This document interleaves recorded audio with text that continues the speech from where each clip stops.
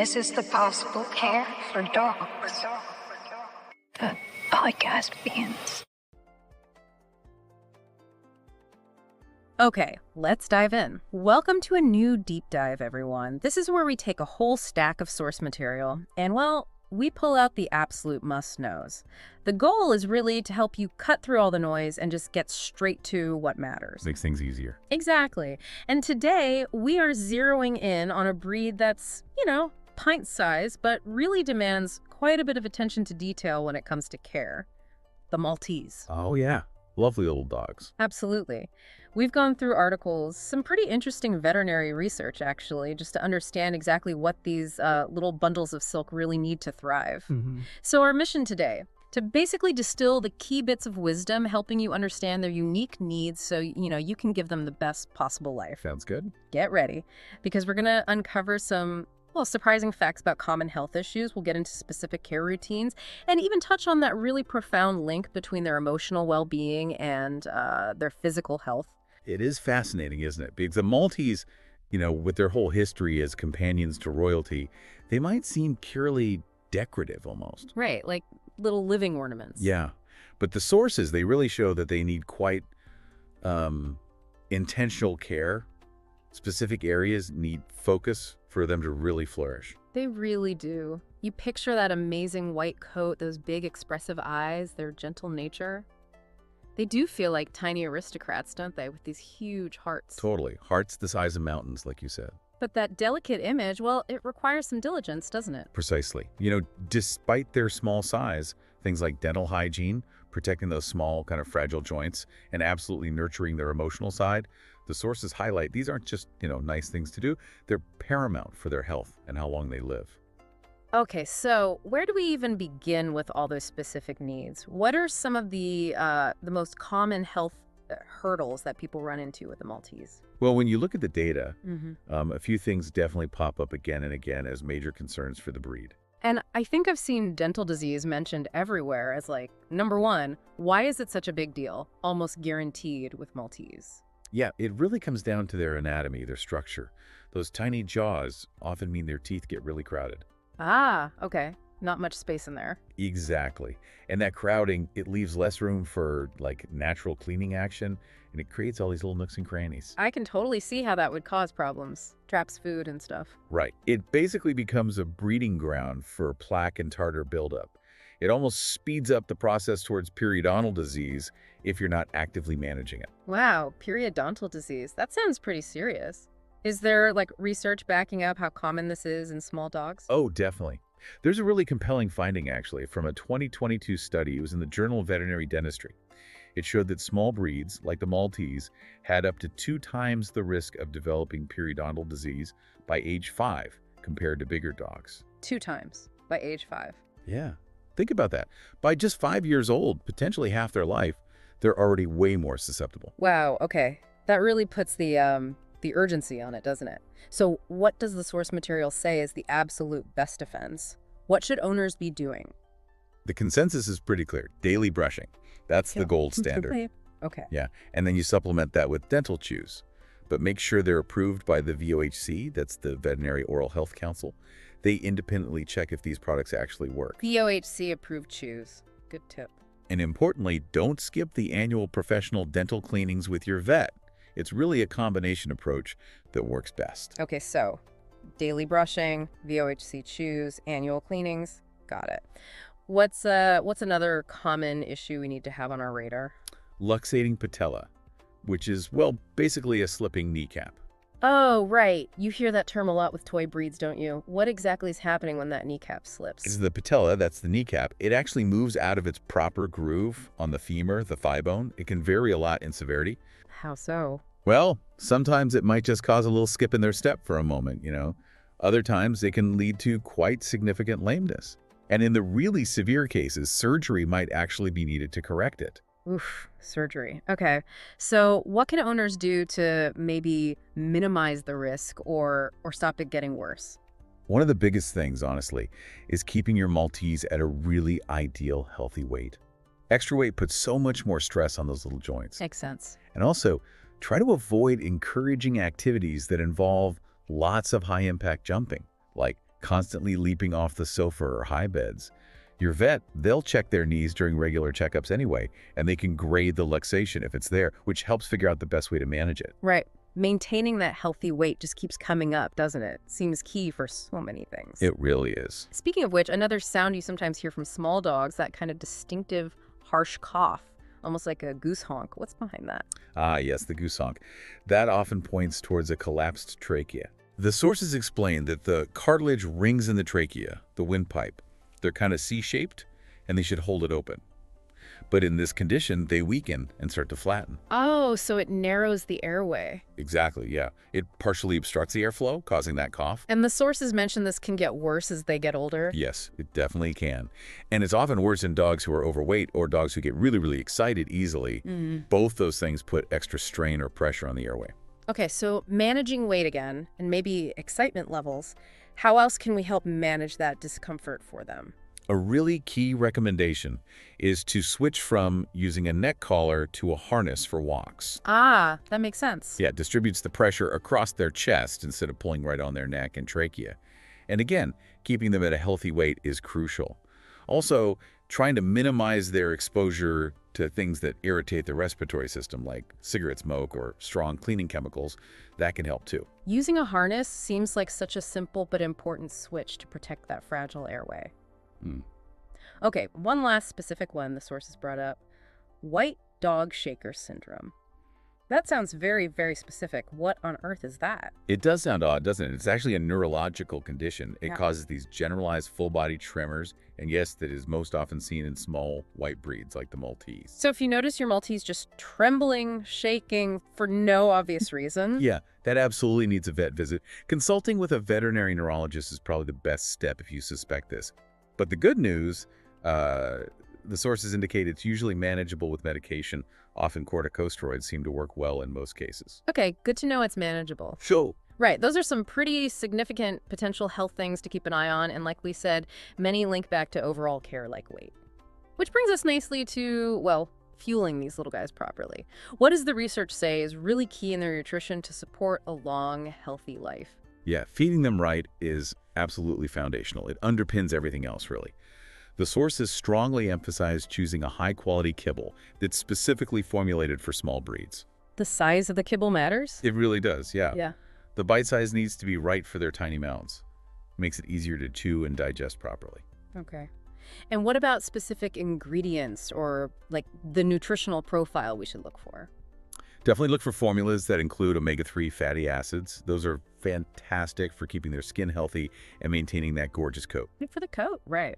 And keeping the fat content relatively low is also important.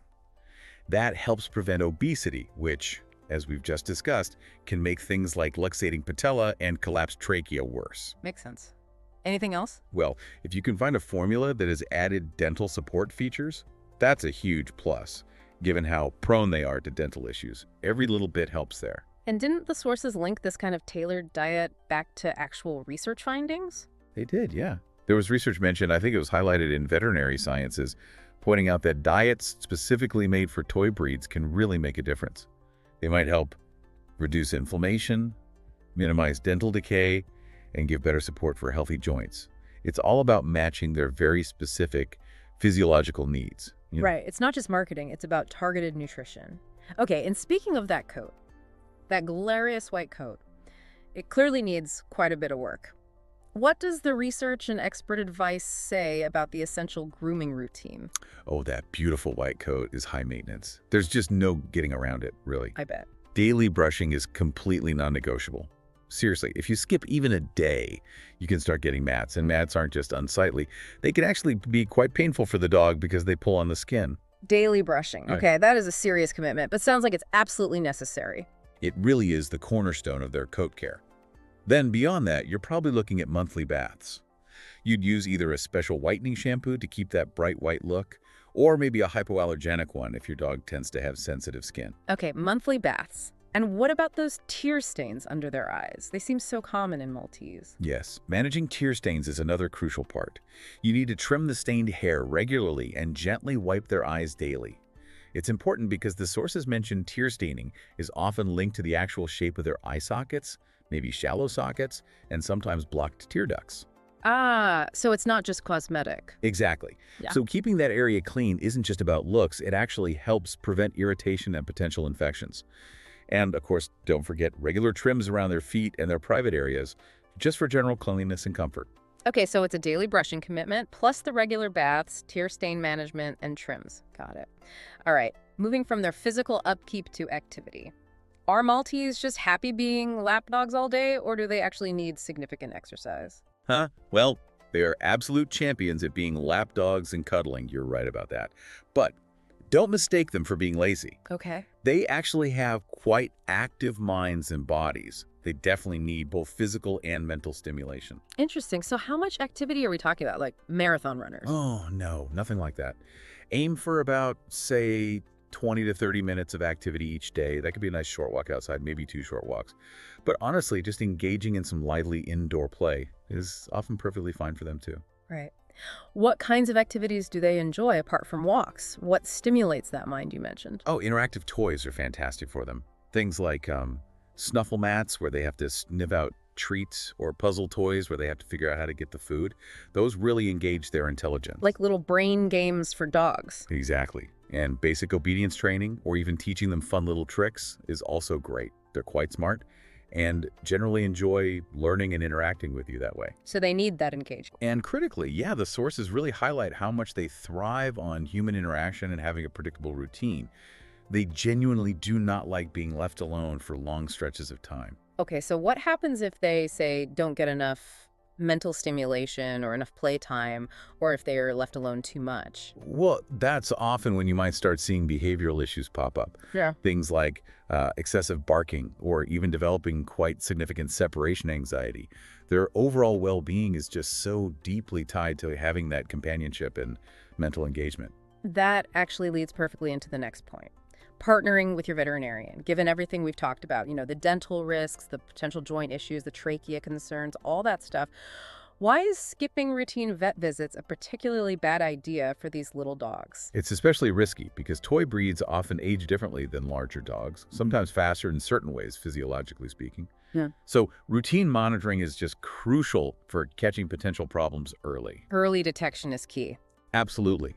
It's so much easier and usually more successful to manage something when you catch it early, rather than waiting until it becomes a really severe problem. Makes total sense. So what should those regular vet visits, maybe annual or semi-annual, definitely include for our Maltese? Well, beyond the standard stuff, vaccinations, flea and tick prevention, deworming, all that's vital. But specifically for Maltese, you absolutely need those annual professional dental cleanings and thorough exams we talked about earlier. Right, the dental focus. And vets should also be routinely performing knee exams. They need to feel the knees to monitor for any signs or progression of that patellar luxation. Yeah.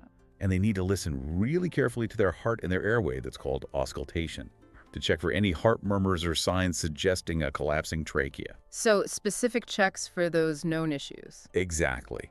The sources really strongly reinforce that early detection of any dental, heart, or orthopedic problems through that regular vet care, well, it can make a profound difference in their long-term health, their comfort, and just their overall quality of life. It really sounds like the vet is truly a partner in keeping them healthy, isn't it? Couldn't agree more.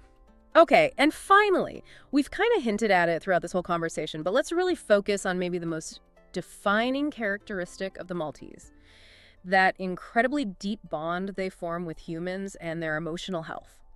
Yes, I think this is arguably the absolute core of the breed's identity, isn't it? I mean, they were quite literally bred over centuries to be companions, and they are exceptionally good at it. They form really intense bonds, don't they? Sometimes focusing on one person. They really do.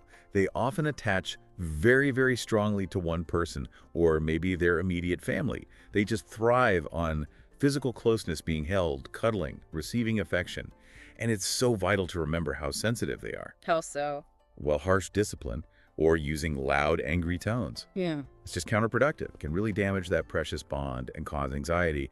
They respond much better to positive reinforcement. Gentle approach needed. And you mentioned that risk of separation anxiety earlier. Yes, it's a significant risk with this breed if they are left alone frequently or for long periods.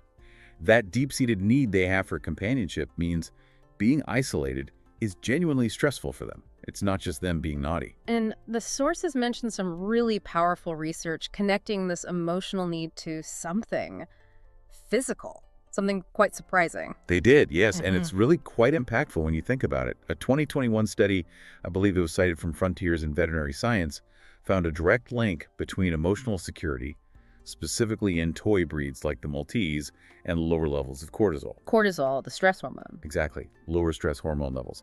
And really intriguingly, that feeling of emotional security was actually correlated with a longer lifespan in these dogs. Wow, that is actually remarkable. So nurturing their emotional world, making them feel safe and loved, isn't just about them, feeling happy. It might literally impact how long they live. The research strongly suggests exactly that. A direct link between their emotional state and their physical longevity. It just profoundly reinforces that for a Maltese, that bond, that love, that feeling of security, it isn't just a nice to have. It seems to be fundamentally essential for their physical health too. That is truly a powerful thought. It kind of reframes the responsibility we have, doesn't it? It absolutely does. Wow. Okay, well, we have covered a tremendous amount of ground today in this deep dive into essential Maltese care. We've really dug into addressing those specific health vulnerabilities like the, rampant dental disease risk, potential joint and trachea issues, even that shaker syndrome. These are the big ones. Yeah.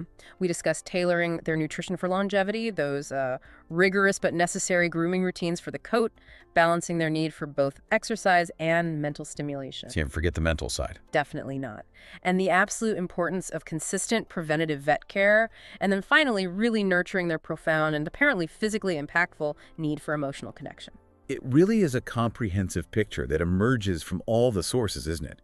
It highlights that caring for a Maltese is detailed work, yes, but also incredibly rewarding when you understand their needs. It really is. And it leaves us with something pretty significant to ponder as we wrap up, I think. Considering how deeply a breed like the Maltese is, quite literally wired for companionship, and how that fascinating research suggests their emotional security can directly impact their physical lifespan. What does this imply about the power of the human-animal bond for any dog? That's a great question. And maybe, what does it say about the responsibility we have, not just with Maltese, but with all our canine companions, to really nurture their emotional world just as diligently, just as attentively as we care for their physical health? It's definitely a question we're thinking about long after this deep dive ends.